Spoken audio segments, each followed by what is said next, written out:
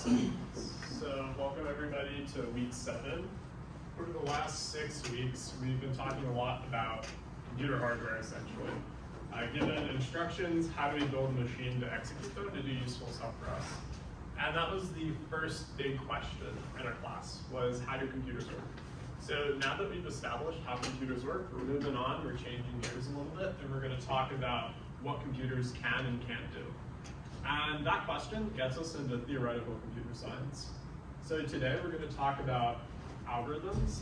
That's essentially how do you write instructions to get computers to solve problems. And then we're going to talk a little bit about something called complexity, which is the area of study that categorizes how hard problems are for computers to solve. So one thing we could do in this class is we could divert our attention. We can look at software engineering, we could look at programming, and we can try and understand how to do useful stuff on these different machines. But as we mentioned in this class, there are tons of different machines. And so that seems like a fool's errand, right? We only have 4 classes left together. Are we going to spend today on Macs, tomorrow on HPs, and on and on and on? It doesn't seem like a great idea. And so that's why we're going to look at this more abstractly and understand it from that perspective. So to start us off, I have a question. And I'd love for everybody to talk with the people at their table or find a partner to discuss this with. So we're going to have 2 lists, and we're going to come up with them together. List A and list B. Okay, and we're going to put the number 42 somewhere in these lists, and then we're going to come up with an algorithm to find them. Okay. So let's just start with list A. Can people just shout out numbers? 37. 37. 80. 80. 22. 19. I'm going to put 42 right there. Keep going. Shouting numbers out. 65. 65. Okay. 17. And 0. What was that? 0. 0. Awesome. All right. And now for list B, what I want to do is if someone shouts out a number, tell me a number bigger than that. Okay. So can someone start with a small number? 7. 7. 11. 11. 25. 25. 51. Okay. I'm going to actually put 42 in between.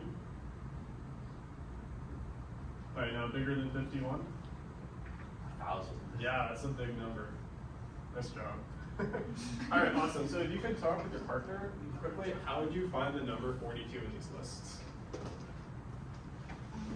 I guess for B it's easier because you just have to traverse left to right. Yeah. Until you either come to 42 or something bigger than 42. Yeah. And then you're done. I think the first list For would be A, easier it's to just go through this. Yeah. There's no Yeah. real way to Things are in a random order. get there easier Right. than with the program. You just have to go through. You start from the beginning and just try to You just go to the end, or you can sort it first and then. Oh yeah. B. What if it's just going? Any I ideas? don't know if there's any other way. Yeah. You put it in a set. Yeah. I mean, I guess it's like, You put it in a no. you could just go through it, like, it's like less or greater, or yeah, less than So 42. So like what would you okay. like say you get That's a good idea. a bigger number. Yeah. Maybe go. Yeah. If you get a small. Now that thing.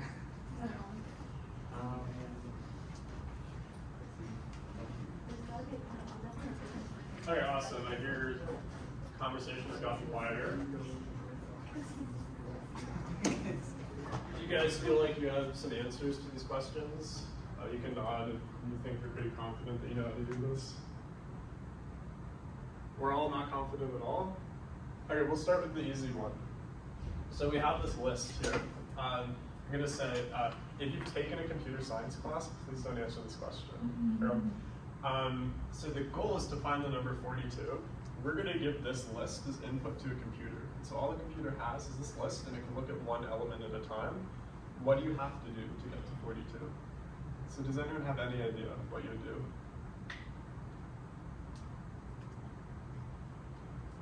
No ideas. If-else statement. Tell me just in English what you would do. So say that you were a computer and you're starting like here.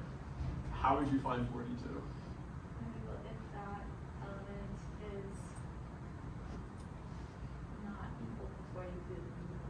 Yeah.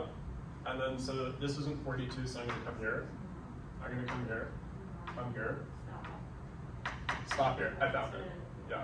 So what Emma just told us all is basically, we have this list, our goal is to find 42. What we're gonna do is we're gonna start at the beginning of the list, and we're just gonna go until we find it and stop. Does that make sense to everybody?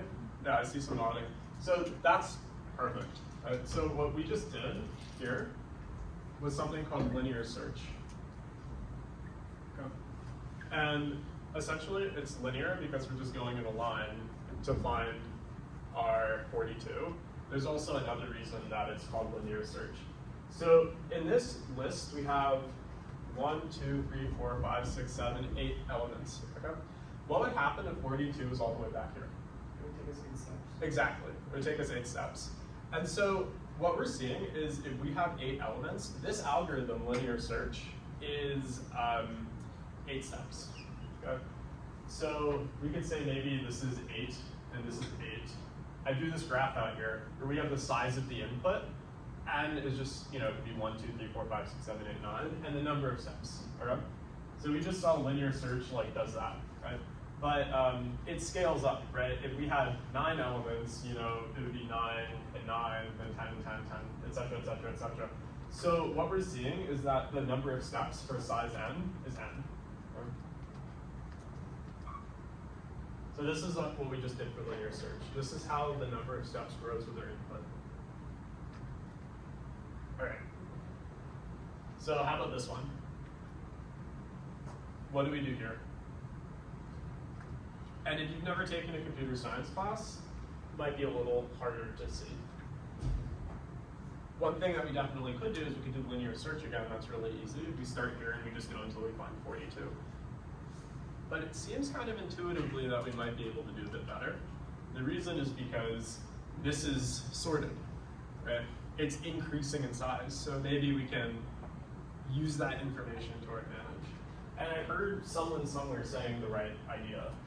So if you have a thought for here, or if you have any modicum of an idea for how to do it, just shout it out, we'll brainstorm it together.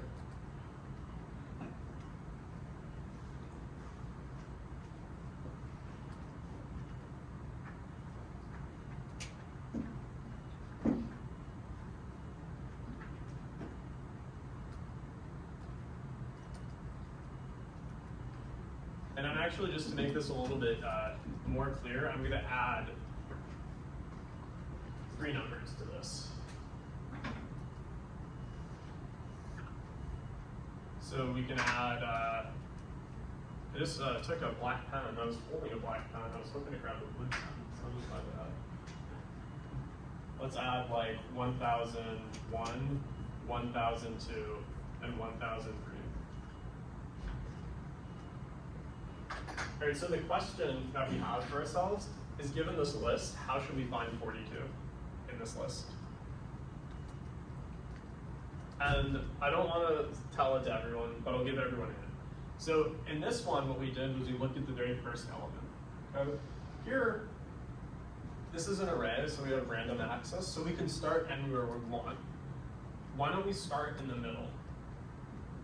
In this case, this would be the middle element. So if we start in the middle, what can we do here? Jorge? If it's bigger than 42, then we can look at the ones before it. Yeah, exactly. That's 100% right.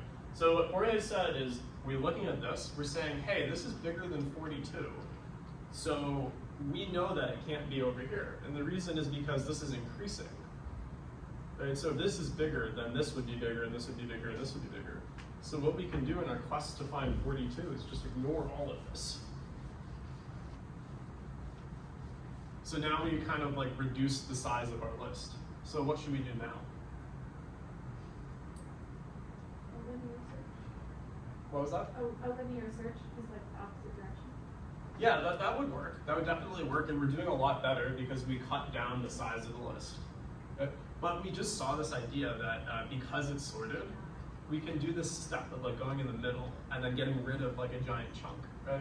So imagine that this list was 1 million long. And our very first step was we went to the middle and we got rid of half of it. Then we still have 500,000 more to do. Would you do linear search or would you do it again? kind of in the middle again. Exactly. So in this case, the middle, it's a little less clear. It's an even number. So let's just choose 25. We could have chosen 11. That would have also worked. And so kind of following this idea that Jorge came up, we see 25. It's less than 42. So what we can do is say, hey, if this is less, then anything before it has to be less. So I'm just going to get rid of it. And now we're just left with 42. Does that make sense? So what we just saw was this idea of binary search. And how the binary search algorithm works, I'm going to write it. I kind of just erased our entire example there. But how the binary search algorithm works, and I'll put it up here, is we basically start with a list. And I'm just going to write L to represent our list. And then we said go to middle. And then we said, hey, like if the element, or maybe instead of element, I can write middle. So basically what we said is, like, if middle was bigger than our target, and in this example, our target was 42. If it was bigger, then we just like look at the first half, right? So recall, we had 51, I think, and then 42. So we went to the middle, and then we said, hey, the middle is, oh no, this is completely wrong, excuse me. It would be like this. So pretend that 51 was our middle. We said, hey, 51 was bigger than our target, so we're just gonna look at the first half, okay? So look at first half. And then the other case that we saw there when we looked at 25, we said if the middle is less than our target, then we look at, I'm writing slanted, am I? But anyways, we look at the second half. So that's binary search for us. And then the last case here was if the middle equals the target. We're done. Big chunk. Any questions about this? Cool. So now we're doing this crazy thing where, like, at every step we're getting rid of half of our input. Right? We start with 1 million, then we go to 500,000, then 250,000, then 125,000. We're getting rid of a ton of, operations at every single step. So what we want to do now is think about, given the size of our input 10, how many steps do we have? And so to answer that question, I'm just going to walk through a couple steps and remind us of a function from algebra that we might be familiar with. So we start with n. Then after one step of binary search, we go to n over 2. So for instance, 500,000 and 250,000. And then we take n over 2, and we're dividing that by 2. Right? So it would be like 1,500,000, 250,000. Right? And we keep going on and on and on, dividing by 2, over and over and over again. So this dividing by 2 at every step, it's the opposite of multiplying by 2. That seems like a really stupid thing to say, but it'll be helpful for us. And does anyone remember the function that is all about multiplying by 2 every time? So, for example, I start with 1, then I multiply by 2, and I get 2. Then I have 2, and I multiply by 2, and I get 4. Then I have 4, and I multiply by 2, and I get 8. Then 8, and I multiply by 2, and I get 16. Does anyone remember what this function is? Here? I'm kind of writing it a little bit weird. Exponential? Yeah, Zane has it. It's exponents, right? What we're saying is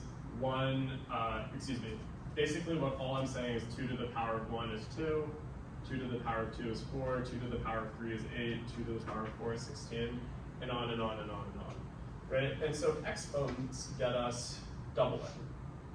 But here we have halving at every step. So this is something that we would have learned in high school, is the inverse of exponentiation is logarithms, right? And so if here we're doubling at every step, and that's 2 to the power of our input, 1, 2, 3, 4, and here we're halving at every step, really what we're doing is log base 2 of our input. Okay? So given our input n, if we want to know how many steps happen, we just plug it into this log function and that tells us. So the way to think about that is like, say we start with 1, how many steps would it take us to get to 1,000,000 if we were doubling at every step? Be 1, 2, 4, 8, 16, 32, 64, 128, 256, on and on and on to 1,000,000. And it turns out that that's about 17 steps. So if I did what's log base 2 of n, really what I'm asking is how many times do I have to cut n in half to get back to 1? So log base 2 of 1,000,000 is 17. That was a little mathy, but does that make sense? The main takeaway is like, this cuts down the number really, really fast. And it's also the number of steps for binary search, because at every step, we're cutting out half of our list.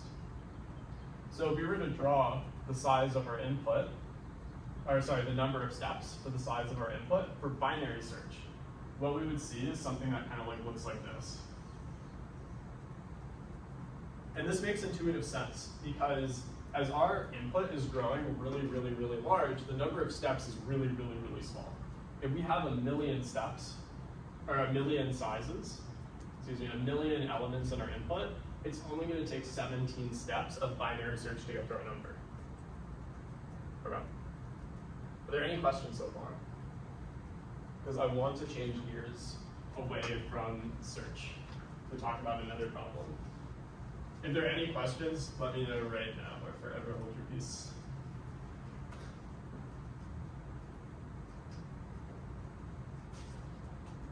Awesome.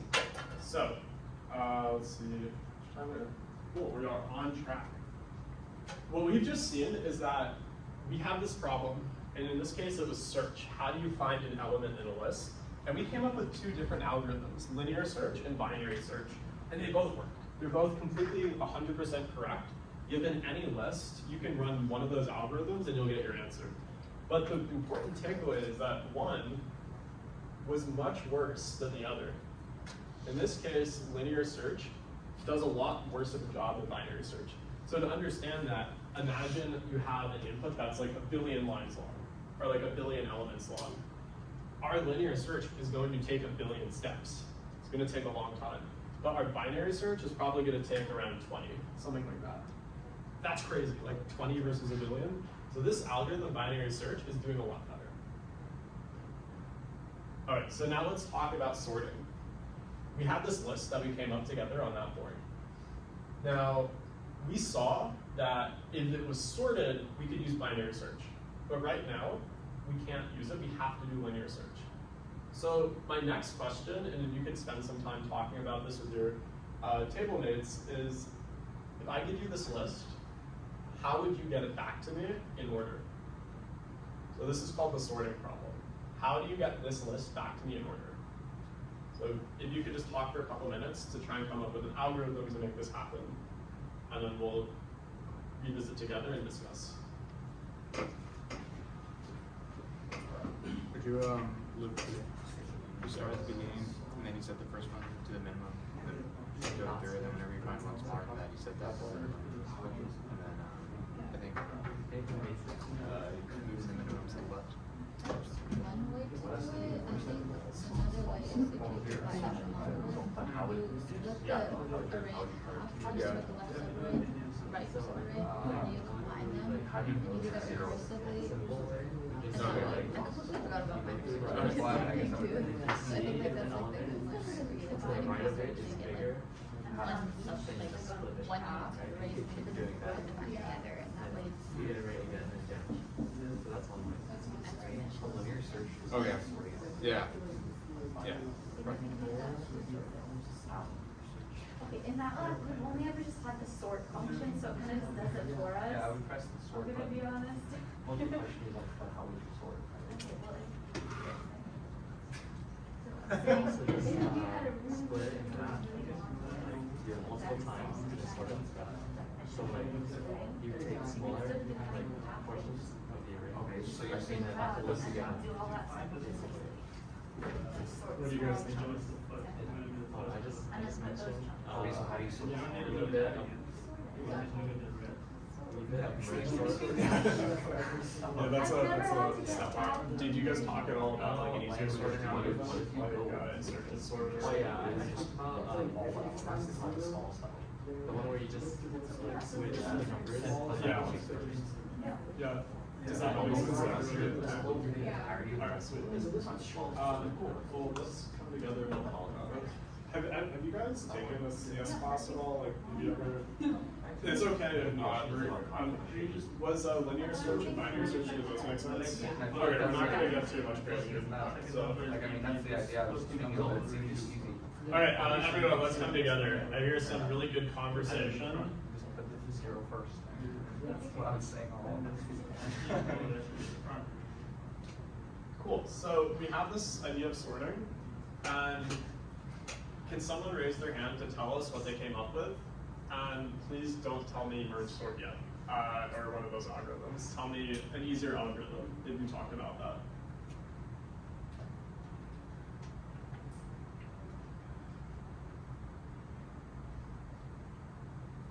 I heard a lot of conversation from the side, so if you guys came up with something and just want to share it, that'd be awesome. I'm sure. Awesome, thank you. So the first one we talked about was just looking through the list, Okay. and then we have to look at every element to find the smallest one. And then that would be the first element Okay. in the sorted list. And then we keep doing that till it was creating. Okay, awesome. So that's what I thought about first. I thought about something else. It was like if we look through the list, like the first 2 elements are already sorted. Yes. So then we look at the third one and then we place it within the first 2. So Oh, that's interesting. Go to the front, and then look at the next one and 19 goes in the front. Oh yeah, that's really cool. Yeah, so I'll repeat what Pranav said. The first idea was we have this unsorted list, so let's start here, and we want it to be in increasing order, so we're just going to go through until we find the smallest element. We found the smallest element at 0, so now we're going to put it at the front. So now we have 0 and the rest of our list, and we'll just do that again. We'll go through, find the smallest element, 17. That's the smallest element now. So I'm going to insert it right there. So now I have 0, 17, 37, etc., etc. And I'm just going to keep doing that over and over and over again. Does that make sense? And then Pranav suggested a step up from that, which is, hey, some of these pieces are already sorted, so maybe we'll get some like bonus, right? We don't have to move all the elements around because some of them are already in order. And so what I want to do is I want to write down a list. This is going to be like a really, really bad list for this algorithm. It's a really good algorithm, but there's some cases where it's going to hurt to run it on a computer. So, and then we're going to talk about how fast our algorithm is for it. All right, so I have those numbers in that order there. So what if I put them in decreasing order? So I'm going to start with 80. And then what goes next? 65. And then 42. And then 37. 22. 19. And we'll just stop at 17. So what if this was our input? What would happen? We would start here. We would come all the way to the end. And we would see 17. And then we would stick it at the front of our list. Right, and then it would be like 80, 65, 42, and on and on and on. And what we'd have to do next is we'd have to go all the way to the end of our list, and we'd see 19 is the smallest. And then we'd put that at the, or we'd insert it not at the front, but in between 17 and 80. So now we have 17, 19, 80, etc.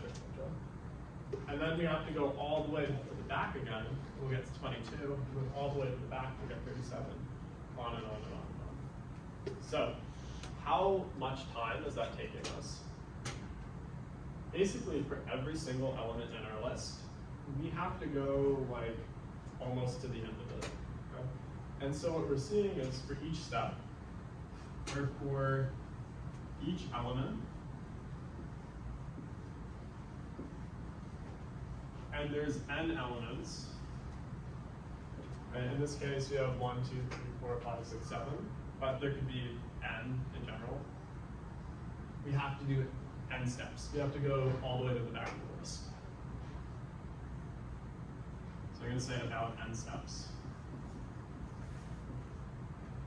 All right, and so if I'm doing for this one n, for this one n, for this one n, I'm doing n times n. And that's n squared. Does this argument make sense? Does anyone have any clarification questions? Okay. So that's n squared. Let's draw it here. For the size of the input, my number of steps is n squared. That's going to look a little bit like a parabola. All right, it's going to. That's her name word. Excuse me. All right, so. And we can see the parabola n squared, it's doing worse than our linear. So that's really important. So let's call this, is this insertion sort? Anyone remember? I get confused by the different sort names. Let's just call it insertion sort. So we're gonna call this algorithm insertion sort because what we're doing is we're picking the smallest element and we're inserting it into our list. Just over and over again. Now, I heard from this table talk about merge sort, which is a better algorithm. We're not going to go into it right now. But we just came up with a pretty simple sorting algorithm, and it works. It's 100% correct. It gets our result. It's an algorithm that solves this problem. I don't think I've mentioned, but we'll just, the definition of an algorithm, it's a set of instructions that you give to a computer to solve a problem. And that's sort of what we're talking about right now. So insertion sort works, but it's kind of slow, right? What if we had our input size be 1 million? Right, for binary search, we said that would be 17 steps, so that's really good. For linear search, it would be 1 million, which is still pretty good, right? If we can have 1 million entries on our computer, 1 million steps is not going to take too long. But what's 1 million times 1 million? This is n squared.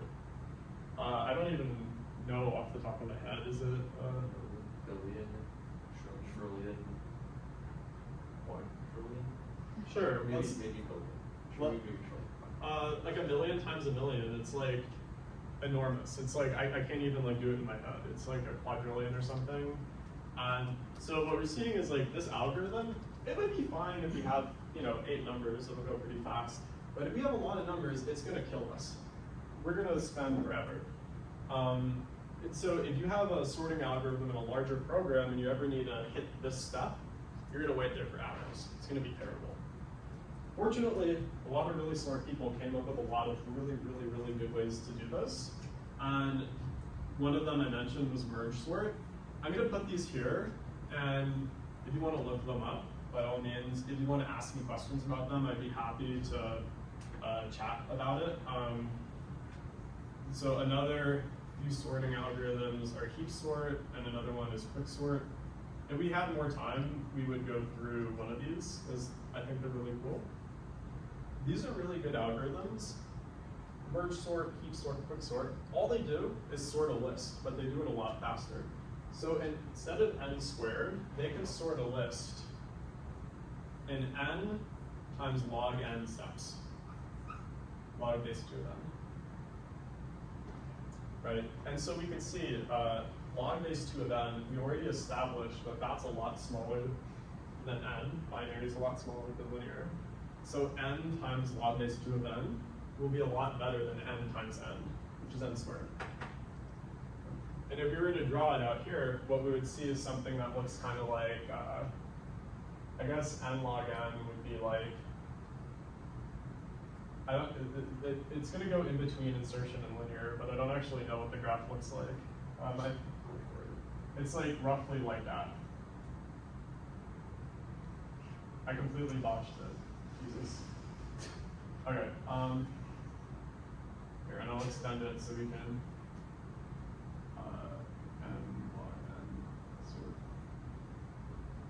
Okay. The takeaway is, given one problem, sorting, there are many ways to do it, and some are better than others. This n log n sort, on a list of 1 million, is going to be 17 million. But using insertion sort is going to take us quadrillions of steps. And so there definitely is like almost a right answer for how we go about this. Are there any questions about what we've done so far? Okay. So now we're going to talk about a much, I'm not going to say harder problem. It's a very different problem though. And that's called the traveling salesman problem. Has anyone heard of the traveling salesman problem? I see a couple hands. It's a pretty familiar idea. So has anyone ever traveled like internationally or around the country before on plane? Yeah, I see some nodding. Something that you probably do when you travel is you look to see what the cheapest flight is. Right? No one wants to spend a lot of money. So can we get some cities that people have been to and have liked? Where are some places people have traveled? Atlanta. So let's draw a little note here. By the way, this is not going to represent the actual geography of our world. Okay, what's another city? New York. New York. New York State or New York City? New York City. Nice. That was the right answer, in my opinion at least. And it could be internationally, anywhere. Where's some people that you've traveled that you've loved? Madrid. Madrid. That sounds amazing. Let's get like 2 more. London. Greater London or Central London? Oh, nice. Holland, just because traffic. I also want to point out that his says dam ships, but dam is spelled D-A-M, so it's adorable. Holland. Okay, sweet. So pretend that you're a traveling salesman and you need to sell your product in all these cities. Okay? So what you need to do is go to all these cities and you need to sell it. You need to visit everywhere. And there are like planes that are flying in between all of these locations. Right? And so each of these lines represents a travel route. It's a little crazy. Right? You know, you can go from Holland to New York City. You can go from Holland along this travel route all the way to Atlanta. Maybe you're in Madrid and you want to go to Atlanta. I don't know why you would choose to do that, but you could. And maybe you go from Madrid to like London. I drew a pentagram by accident. So why don't we throw, for my mom is from South Africa, so we'll throw that in there in the mix. And make a direct line to Madrid and London. Okay, it's a little bit better. So you as the traveling salesman, you need to visit every single city and you want to do it in the cheapest way possible. Associated with all of these plane routes is a cost, right? You have to buy your ticket. So maybe this is going to cost me like $100. Pretend this is like 1980. And maybe Madrid to New York City is like $877. If I want to go from London to Holland, it's, I think, a little closer than Madrid and New York City are, so you would go maybe $87. All right, so your goal as a traveling salesman is to buy tickets to get you everywhere and for the cheapest possible amount. Does that problem make sense? All right, so there's another problem where your boss gives you, some amount of money. Okay, maybe it's like $2,000, and says, I need you on this money and no other money to do this. And the question is, can you? Can you then say, okay, sure, I'm going to go and buy my tickets, or do you have to go to the boss and say, no, I need more money? So the question is, given some amount of money, so X dollars, so it'd be 1,000, 2,000, 3,000, can you visit every city? So, for example, if I gave you $10,000, you almost certainly could. This would cost you 100. This would cost you to get to NYC, let's say 77. Then you need to go to South Africa, which you can go through Madrid and back to South Africa, and then go to London, Holland. But if I only gave you $300, you probably couldn't do it. You know, I spent 100 there, 77 there, and then you're like, oh, damn it, like this is like almost $1,000, right? So if you could spend a couple minutes talking with your table mates, how would you do this? Given this graph, how would you answer this question? Can you visit every city with this amount of money? And while you guys are talking, I'll just draw in some numbers for the example.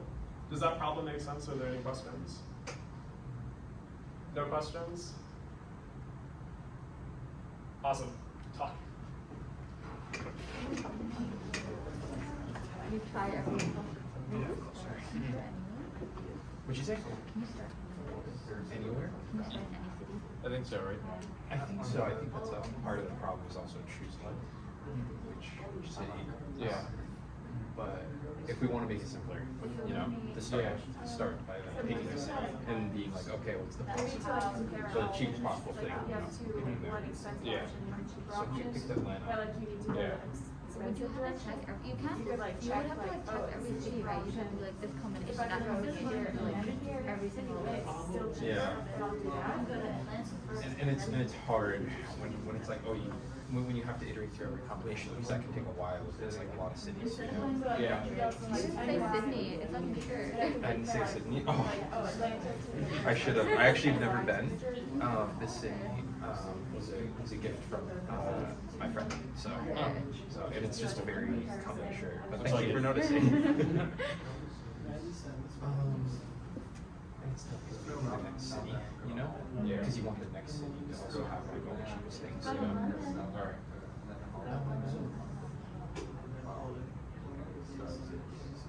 You can't just greedily like pick one and the other because you don't know what's best in the long run. So you'd have to like, this route through all the cities, this route through all the cities. So I guess first explore, start at like, what's the cheapest route to, or what's the cheapest flight to all the other cities? You know? Yeah. And then from there, you can just, let's like a greedy approach, just go for the cheapest every time, you know? I don't think that'll be the right I don't think answer. it's gonna work. No. Or it won't be correct all the time. No, definitely not. Which is the problem. Yeah. You could do, for this case, there's, which is kind of the forced approach though, there's 6 cities. You could look 6 steps ahead. Sweet. What are all the cheapest? I think some people are still talking, but just in the interest of time, we're going to come together. If you're just saying how you would do this, what's your approach? If I could get a hand or just want to shout it out. I heard a lot of people, and so if you were saying something, just say it to everybody, and we'll come together and discuss it. Go ahead. Try to use the cheapest routes for everybody to do it, so avoid the 877 between New York City and Madrid. Yeah, that's exactly it. I mean, like if you want to like look for the cheapest routes, and so part of this question is like you need to identify the cheapest routes, right? In order to know like if you can do this, you have to like say, okay, well this is $100 to get to Madrid, and it turns out that like 177 to get, like if you're in NYC and you want to get to Madrid, you can go direct for 877, but you can go indirect for 77 and 100, right? But to get that information, you kind of have to look at everything, right? Yeah. Does anyone else have any ideas?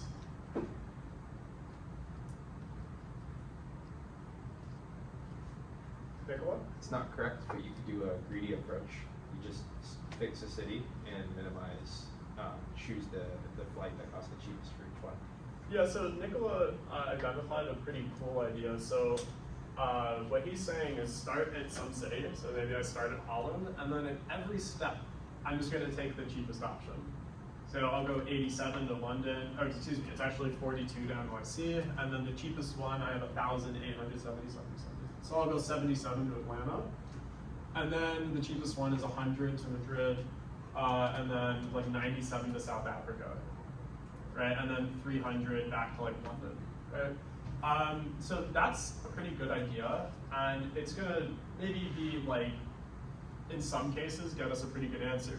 But what if this route from South Africa to London was like crazy? Like there's just something disaster, and it's just like $1 million, right?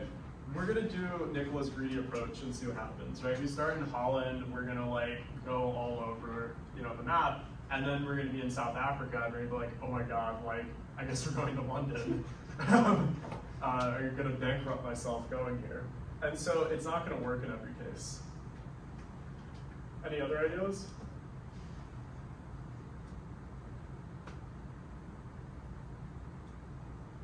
Do you have any ideas?